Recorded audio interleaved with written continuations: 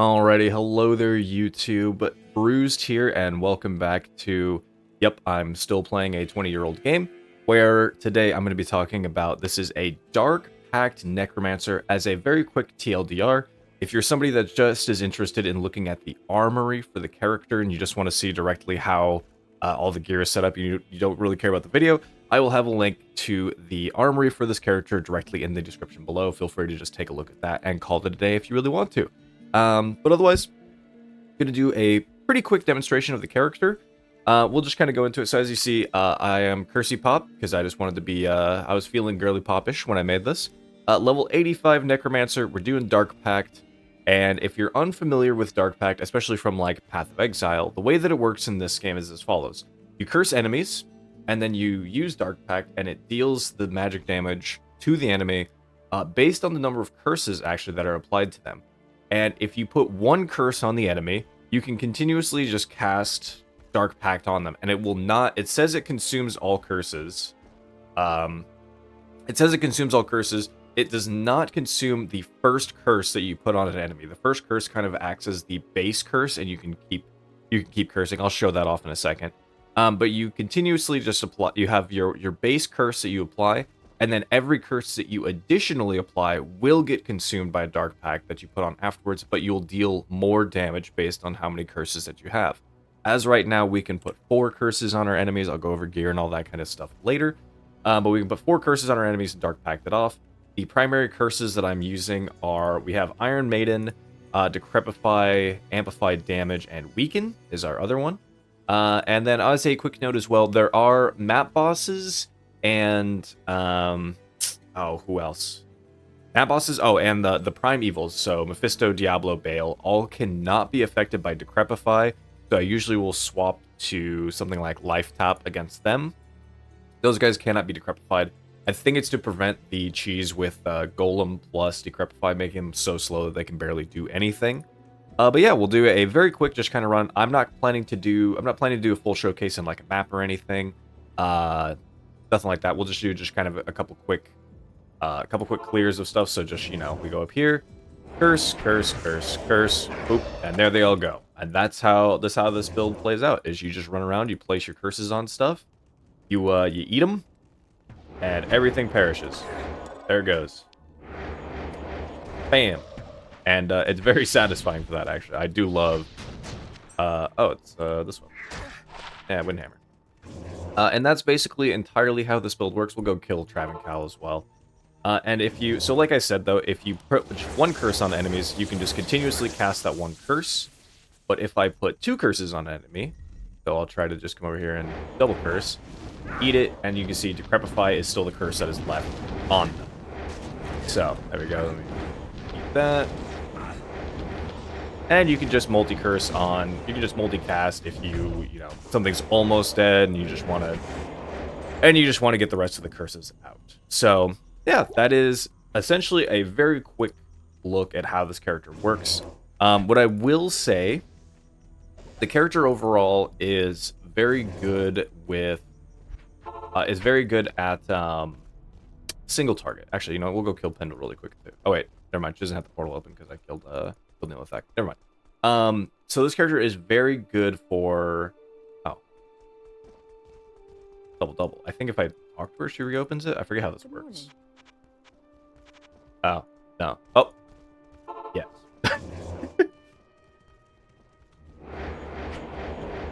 Up. And there you go. That's the entire extent of how you play the character. You just run around, you place all your curses, and you pop them. And it's pretty fun. It's really strong. At the very least for wave clear. This character is extremely good at map clear, at clearing out large packs of enemies, at really just like you saw there, just, you have a good set of enemies, you place all your curses out, bam. We can basically curse the entire screen every time we're on it. We curse basically an entire screen, sometimes even a little bit off the screen, and then you just pop them all with Dark Pact, and it's extremely good for that. This build does struggle in a couple areas, though, and that is in single target situations. The single target is not all that spectacular. It's okay, but it's not anything that you're really gonna go crazy about. Like, I'm pretty sure that Bone Spear or even Teeth and hell, maybe even Bone Spirit in this mod. I don't know much about Bone Spirit in this mod. Or any of the poison skills as well are going to give you a much stronger option from single target. So this really is just like a very safe and good clearing kind of ability. You can still, of course, do single target. I've done quite a few maps on this character. I've done quite a lot of content on this character in general, but it's just you'll start to struggle once you hit a lot of those single target areas, especially map bosses though, and especially anything that is like really tanky, because those things can't be affected by Decrepify. You kind of lose out on a lot of the safety that you have for this character. Another thing that's kind of a weakness is there are a number of things that just straight up can't be just can't be cursed, which then means that you can do absolutely zero damage to them with our Dark Pact. You have to rely on your Mercenary and whatever else to destroy those things. Things like, usually you can teleport through most things. You can usually just ignore and teleport through most things, but I'm talking things like any enemy of the champion, berserker, ghostly pack, those all can be cursed, but the possessed modifier that pack can have, the possessed monsters cannot be cursed. I don't really know why, but the possessed monsters can't be cursed, so therefore you have to rely on your Mercenary there. Any kind of traps, turrets, doors, the nests that spawn things, the eggs that the maggots spawn or whatever, those things all can't be cursed, so again, you can't deal any damage to those things, which can be kind of annoying if you have something that's sitting there infinite spawning, and you just can't do anything about it, and you're just relying on this idiot to do something. So, can be kind of frustrating there. And the last area where this build is kind of a little bit on the weaker side would be if you have anybody that is magic immune. Now, there aren't a ton of magic immunities in the game, but the ones that do exist, even when I broke the resistances of those enemies, even when I broke the resists, the damage that I was able to put out was still very middling. Like, it took a long time to beat through the enemies once their magic resist was broken, because they still just have a lot of magic, or once their immunity was broken, sorry. But they still just had a ton of resistances, so it just didn't feel great, and I usually largely just skipped magic monsters in general, but there are a couple that you do need to kill, which is Radamant in Act 2, and Bale's minions, Wave 2 in Hell difficulty, is mostly those guys, and they can be very annoying. You kind of just have to rely again on your Mercenary. You just curse everything, and you just let the Mercenary handle it. You curse everything, you kill the extra minions that they're spawning back up, and you leave it at that. So those are kind of weaknesses of the character, but it does really, like I said, it really does do well in just kind of going around and farming stuff. It's a really good farming kind of character, really good farming style, and was overall still a lot of fun to play. With that, though, I think we can roll into... We'll talk about gear first, so we'll go through gear, and I'll kind of talk about early leveling stuff also. So, rip. Early on, I used Soul Harvest here. This it can give you up to 6 levels of Dark Pact, and +4 on that one. But I used Soul Harvest. I used Maelstrom for a little while. I had a Spirit Sword, which is actually right here. I've used the Spirit Sword for a little while. I had a Spirit Shield that I was using for a little bit while I was leveling up. Let's see, what else did I have? Oh, my Mercenary early on as well. I was using a Act 3 Mercenary, and I had, or no, not Act 3, Act 4. And also I tried using a Mercenary, both the Barbarian here, and an Act 4 Dark Mercenary, and I tried to have them use Heavenly Garb to break any resistances and give us a little bit of damage. But Heavenly Garb, ultimately, the Sanctuary, and again, just even when their immunities were broken, it still just didn't feel great in general from a damage perspective. So I wound up just dropping this thing entirely. It's still decent, but I wound up just dropping that. I just didn't feel like it was necessary. And then yeah, eventually you can use this at level 41. This is Black Hand Key. 3 curses, 2 Necro skill levels is the ideal roll, of course. So a lot of good things that are just built into this key in general, and that was what I used for a majority of the game once I got past it. I used Kalen's Legacy as well early on. But yeah, those were just kind of very standard, just plus Necromancer levels, cast speed, all that kind of stuff. Try to get as many curses as you can going, and just roll with that. And then end game here, like I said, Black Hand Key. So 3 curses, 2 Necro skill levels, and we're using a Dark Force spawn over here. The great thing about this is, again, you can apply an additional curse, so that moves our max curses from 3 to 4, which is great. And then you can get the +3 to curses roll on this. +3 summoning skills is also okay because we have Clay Golem here just to kind of sometimes be tanky for us and sometimes kind of really survive things. And then I just threw a diamond in here for some all res. We have some cast speed, all that good stuff. Amulet wise, just using a +3 curses. This could be replaced with probably a +2 rare one. I would probably say just do a +2 rare to curses, but again, actually, or a +2 necro skill level. I guess at that point it doesn't matter. But I will say that since we don't put a ton of points into summoning and poison and bone spells, that we really don't care about global levels nearly as much as we care about plus levels to curses. So a +3, even with just like if this was like +3 and all resist, or +3 and a bunch of life or something, that would actually still be completely fine to use, because we care way more about plus levels to curses. Or if you corrupted an amulet that was like +2 and that gave +1 all skills as well, great. Then that's great. So those are probably the options there. Maybe getting some with some faster cast rate, making a crafted version with faster cast rate, just to make our cast rate breakpoint a little bit better. We just have a +2 necro skill level here, and a bunch of all res. That's really all that this thing has on it. You can do better than that. Spirit Shroud here is also just faster cast rate, all skills. I'd probably prefer a Skin of the Viper Magi here if I really could, but they can't be frozen, the all skills, the cast rate. Like, this thing is overall still a very solid little chess piece to be running around with. It's still completely fine in the end game, so I'm not too upset about this. Triangle's Claws are, of course, going to be our actual end game item here. 2 curses, cast rate, and some other goodies. Definitely lock in the Triangle's Claws. They're really good for this skill. 10 FCR kind of rings and abilities here. That's all I necessarily cared about. We just want 10 FCR. Same with on the belt. 10 FCR, some resistances, some life. Good to go. Arachnid Mesh would make things a lot better if you were able to get yourself one of those. Get a good old Arachnid Mesh. That'd make things even stronger. And then boots. Classic. We want move speed. We want resistances. If you can, get some life. Get some magic find on them if you really want to. Something like that. And then charms. The only upgrade that I would make to any of these charms... Well, 2 upgrades I'd make to these charms. Get yourself a Necro Torch, and get yourself a... I only have a Paladin Torch. Get yourself a Necro Torch, get yourself an Annihilus. That would be really good. Otherwise, just try to fill these with +1 curses, +1 curse charms, and that would be your kind of primary deal. I'd have just +3 here. So, do that, and you'll be in a really good spot. And that's all I have gear-wise for this character.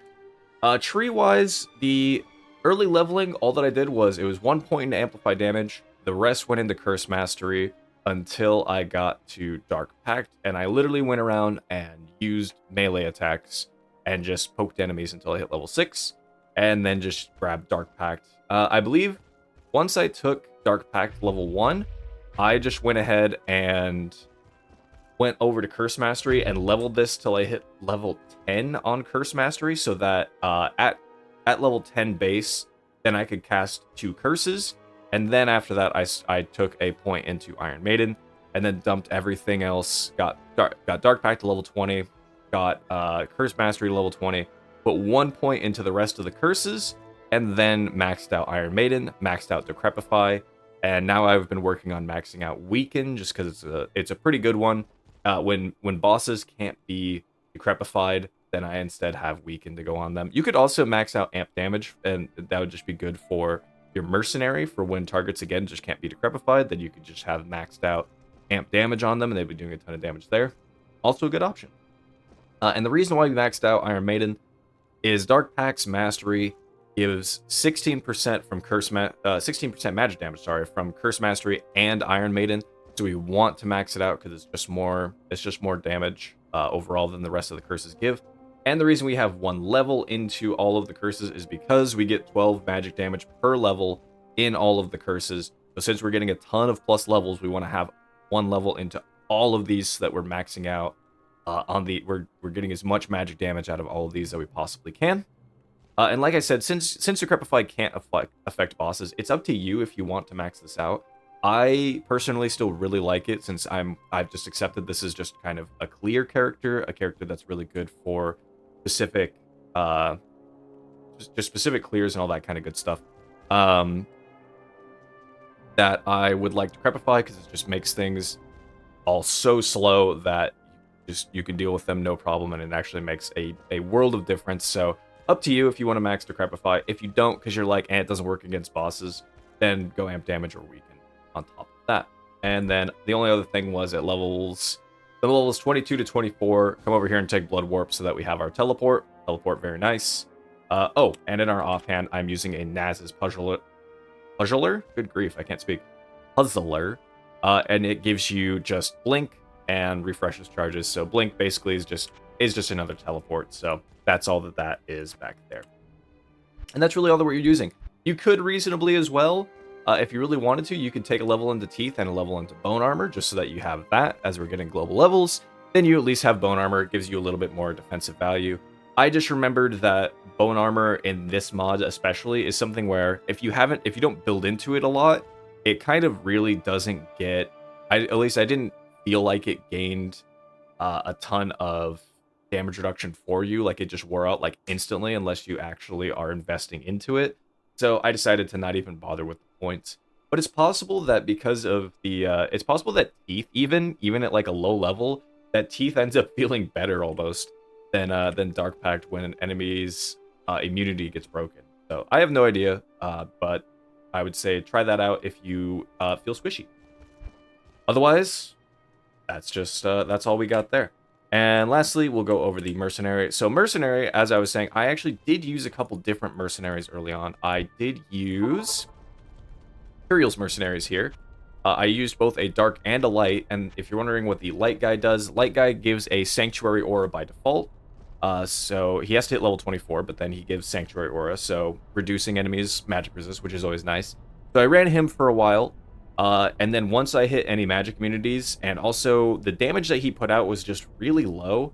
The whole point of the Light guy is that he has Sanctuary Aura, and he also heals you, and he also casts like Fist of the Heavens and some of the other stuff. I just didn't have a good setup on him, so he wasn't doing like any damage, and he just felt very middling, very worthless. So I decided to just drop him, and I grabbed the Dark one instead, and then threw the Heavenly Garb on the Mercenary there. But he still just wasn't doing enough. And also, again, if there was any magic immunities, even then he couldn't. He just didn't do a ton of damage as soon as he broke it with Heavenly Garb. He still just also wasn't putting out enough damage to really matter, and I felt that very heavily when I was doing my Bale clear. And actually, if you watch my, if you wanted to, I'll do a quick plug. My other channel, Leveling with Bruised, I leveled through. I recorded myself doing the Hell campaign with this character, and I crashed out a little bit when I got to Bale.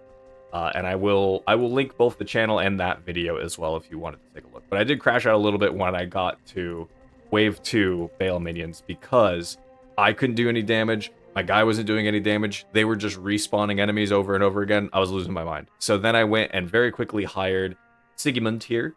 And, good old Sigmund. And, hired him and just threw some stuff on him, and he managed to take him out. And I've since just pivoted fully to him. And I believe that he is probably the better option for the character. Just so that way you kind of spread your damage out. We have some, fizz and some other stuff with him. And then we have magic damage heavily on our side.